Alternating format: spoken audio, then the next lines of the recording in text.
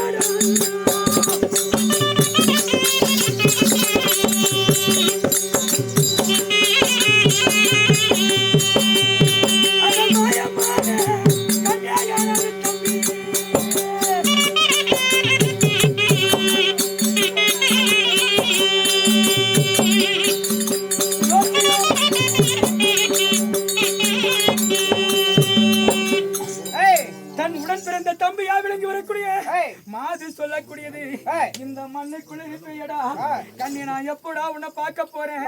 இன்றைக்கு பார்த்த முகம் நீ என்னைக்கும் பார்க்க முடியாது என்று சொல்லி நமக்கு 1000 ரூபாய் அன்பளிப்பா கொடுத்திருக்கிறாரு. அவருடைய குடும்பம் எப்படி இருக்க வேணும்? ஆள் போல் தலைத்து அருகு போல் வேரோடி வாழை போல் சுற்றமும் முசியாமல் இருக்க வேணும் கண்ணி. அப்படி என்று சொல்லி அந்த ஆண்டவனாக என் பெருமனை வேண்டுகிற சிவாச்சி